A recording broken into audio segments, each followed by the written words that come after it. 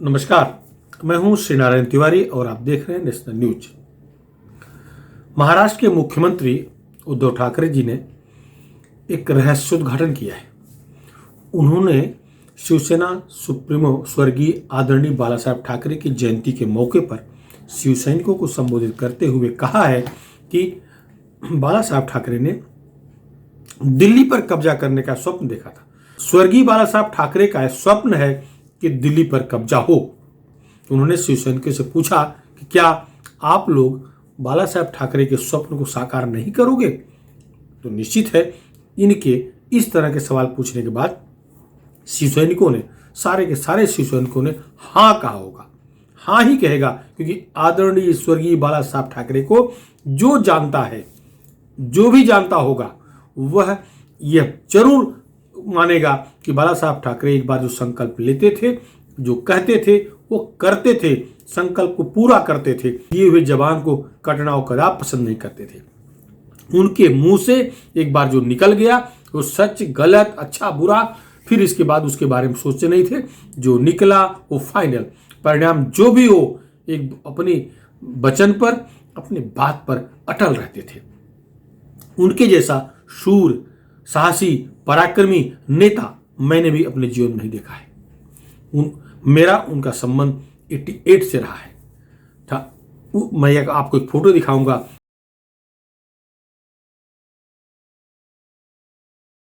जब मैं 88-89 में जनसत्ता के लिए उस समय बाला साहब ठाकरे का इंटरव्यू किया था, नगर सेवक प्रकाश परांजपे, उप महापौर नरेश मनेरा, ठाणे जिला सूचना प्रमुख आनंद दिगे बैठे थे।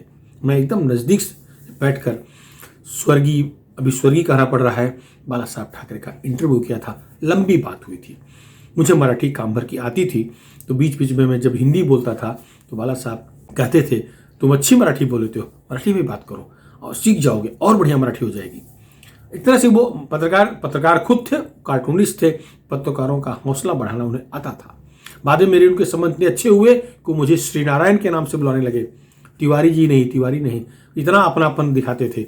जब मैं कभी लैंडलाइन पर फोन करता था तो बाला साहब ठाकरे लैंडलाइन का फोन भी ऑपरेटर से जब ये सुनते थे कि ठाणे की तिवारी का फोन है, ऑपरेटर को बाकी चीज तो याद नहीं रहता था, वो थापा नाम का ऑपरेटर था। जब वो कहता था ठाणे की तिवारी का फोन है तो फोन उठाते थे, मेरी फोन पर बात होती थी।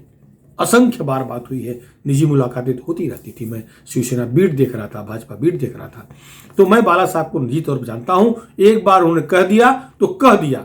बाकी फिल्मों में कौन कहता है नौटंकीबाज, जिसको कोई कहता है, बाला साहब कहते थे तो करते थे। मैं साक्षी हूं, मैं गवाह। आज मुद्दा यह है कि अगर बाला साहब ठाकरे का स्वप्न है और उनकी जयंती पर, उनके जन्मदिन पर ऐसे मुद्दा उठा है, तो शिवसेना को कोशिश करनी चाहिए।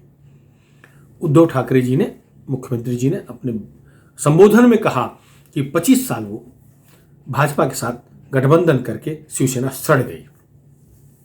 खैर, ये राजनीतिक बयान है, अगर कह रहे हैं तो इसमें कोई मतलब होगा। उन्होंने कहा कि 1992 में बाबरी विध्वंस के बाद शिवसेना अपने रूप में आती, अकेले रहती, कंप्रोमाइज न की होती, गठबंधन न किया होता, तो वो आज कहां से कहां होती, पूरे देश में होती। सच है उद्धव जी, ये सच है, मैं गवाह हूं, मैं जानता हूं। उस समय बाला साहब ठाकरे को पूरा देश चाहता था कि वो आए, संबोधन करें, पब्लिक मीटिंग लें, शिवसेना को पूरे देश में बढ़ाएं। ऐसी इच्छा, ऐसी मांग पूरे देश से हो रही थी। ऑलरेडी बाला साहब क्यों नहीं गए पता नहीं, क्या रीजन था नहीं मालूम। वो बांद्रा छोड़ के गए नहीं, क्यों नहीं गए ये तो वही जानते थे। रणनीति रही होगी, कुछ बात रहा होगा, लेकिन ये सच है, बहुत बड़ा सुनहरा मौका गंवा दिया है। शिवसेना ने गंवा दिया, बाला साहब ठाकरे ने गंवा, ऐसा नहीं कह रहा हूं, शिवसेना ने गंवा दिया है। उनके सलाहकार ने जो सलाह दिया होगा, हो सकता है जो गणित रहा होगा, वरना जब इनपुट इस तरह के मिले होंगे पार्टी से, तो उन्हें तो शिवसेना को देश भर में फैलाने का एक सुनहरा मौका मिला ही था। 1900 बाबरी विध्वंस के बाद बाकी सारे भाजपा के नेता दुम दबा के भाग गए। मैं दावे से कह रहा हूं, सच्चाई यही है कि वो सीबीआई, उस समय की सीबीआई के डर से कोई उस बाबरी विध्वंस का क्रेडिट लेना ही नहीं चाहा। बाला साहब ठाकरे थे जो उन्होंने मराठी में कहा था कि यदि हमारे शिव सैनिकों ने विध्वंस किया होगा तो मुझे उसका अभिमान है, गर्व है। इसके बाद केस हुआ, बहुत कुछ हुआ। ठाणे जिला शिवसेना प्रमुख आनंद दिघे उस समय इनके नेतृत्व में, माने खुद नहीं गए थे, बड़े पैमाने पर शिवसैनिक उत्तर प्रदेश के लिए रवाना हुए थे। कहां तक पहुंचे थे, क्या हुआ था नहीं मालूम, लेकिन बाबरी विध्वंस केस में आनंद दिघे को भी गिरफ्तार किया गया था, उन पर भी मुकदमे चले थे। लेकिन कहने का तात्पर्य, बाला साहब ठाकरे जो बोलते थे वो करते थे। उद्धव ठाकरे को आज पछतावा हो रहा है कि वो 25 साल उनका सड़ गया। बाला साहब के निधन के बाद या बाला साहब के मौजूदगी में ही उद्धव ठाकरे को बाला साहब ने नेतृत्व दे दिया था। यदि चाहे होते तो निश्चित है कि ये पार्टी को देश भर में ले गए होते। क्यों नहीं ले गए, इसका जवाब तो उद्धव ठाकरे को देना चाहिए। एक बात जरूर है कि भाजपा के साथ रहने से शिवसेना उतनी सीट नहीं ला पाई जितनी उसकी आज इच्छा हो रही है। 2014 में शिवसेना भारतीय जनता पार्टी से अलग होकर के, दोनों गठबंधन टूट गया, दोनों अलग अलग चुनाव लड़े थे। महाराष्ट्र की 288 सीटों पर चुनाव लड़े थे।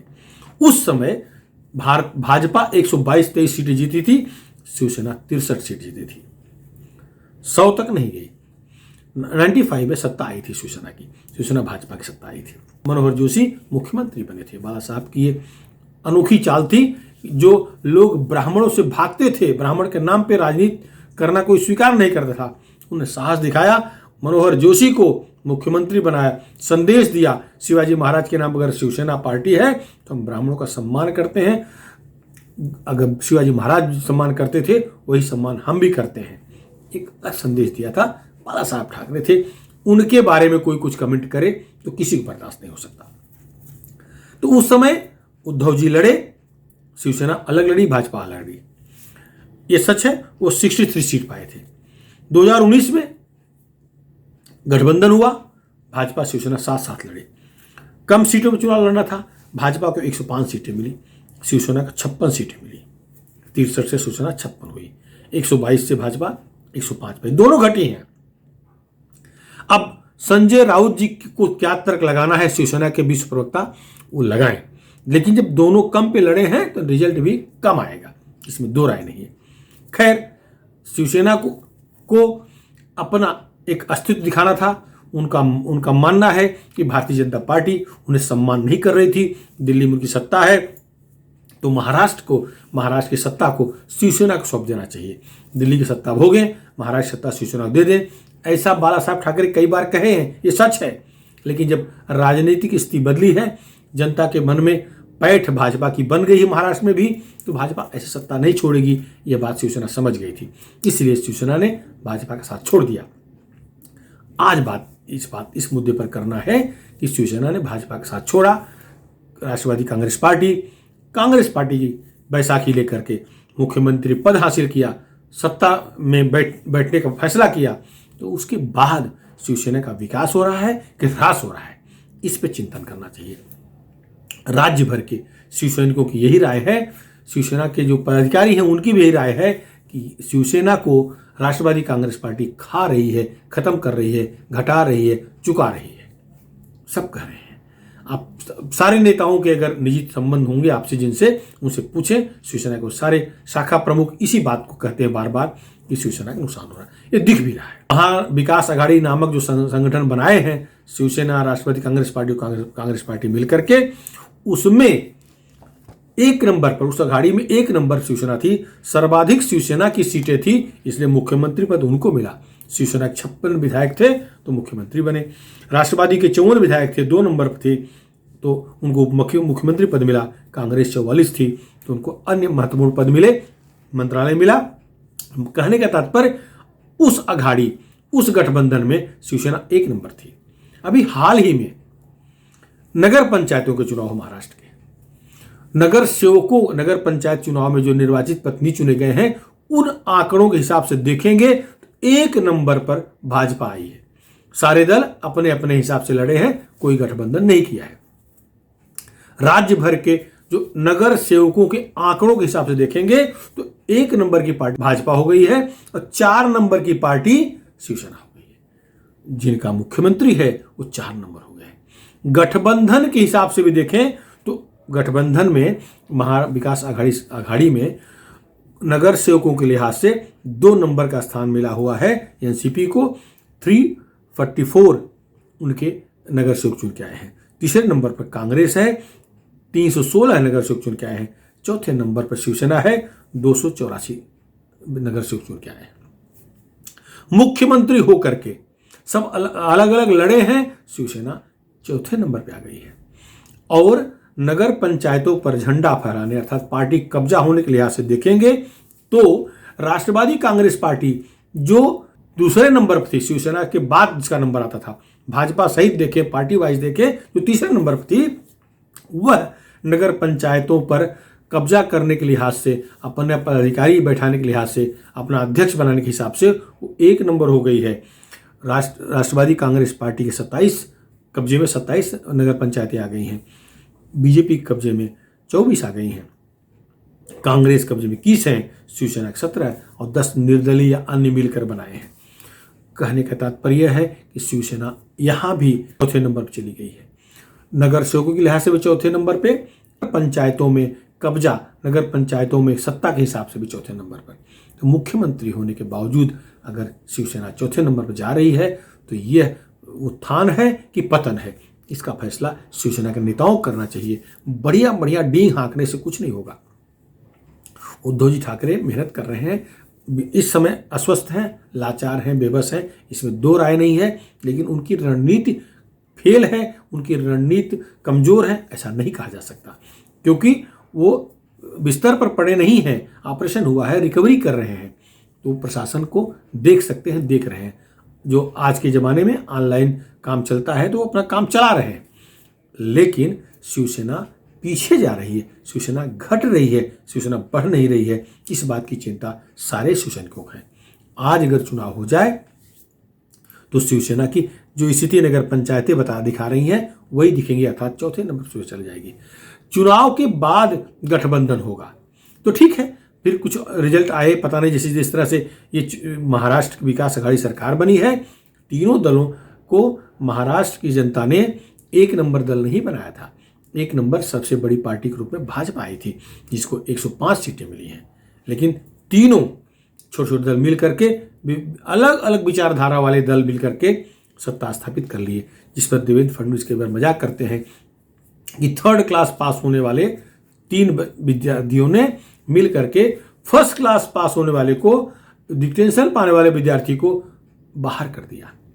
मतलब 33% पा करके जो पास हुए थे वो अभी 1 नंबर पे हो गए, जो 99 नंबर पाया था वो निकाल दिया गया। खैर, ये तो उनका अपना लॉजिक है, लोकतंत्र है, चुनावी गणित ऐसे ही होता है। शरद पवार जी चुनाव के बाद के चुनावी गणित में माहिर बताए जाते हैं। उनको जोड़ तोड़ फोड़ सब विधिवत आता है। उसी का हस्त्र है, उसी का परिणाम है कि वो खत्म हो रही थी पार्टी, उसको आज 1 नंबर की पार्टी बना दिए। ये शरद पवार के चतुर चाणक्य नीति का फल है। लेकिन शिवसेना के चतुर चाणक्य संजय राउत अपनी पार्टी को गर्त में ढकेल रहे हैं, ऐसा आरोप शिवसैनिक लगा रहे हैं। प्रताप सरनाईक का वो पत्र, जो शिवसेना के एमएलए हैं, उनका वो पत्र आप सबको याद होगा।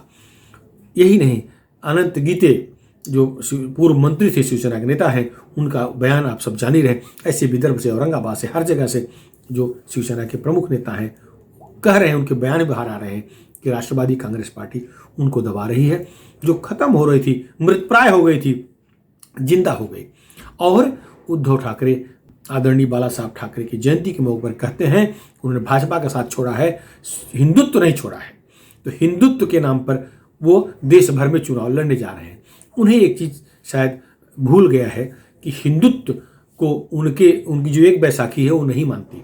वो हिंदू हैं कहते हैं, उनकी एक बैसाखी अर्थात गांधी परिवार के लाडले राहुल गांधी कहते हैं कि वो हिंदू को मानते हैं, हिंदुत्व नहीं मानते। वो खुद को हिंदू भी कहते हैं, कैसे हिंदू हैं पता नहीं, लेकिन हिंदुत्व को नहीं मानते। और उद्धव ठाकरे जी कह रहे हैं कि वो हिंदुत्व नहीं छोड़े हैं। तो अब बताइए आपकी सत्ता कैसी बची रहेगी? अगर आप हिंदुत्व पर अड़िग रहेंगे तो वो राहुल गांधी की पार्टी कैसे आपके साथ रहेगी?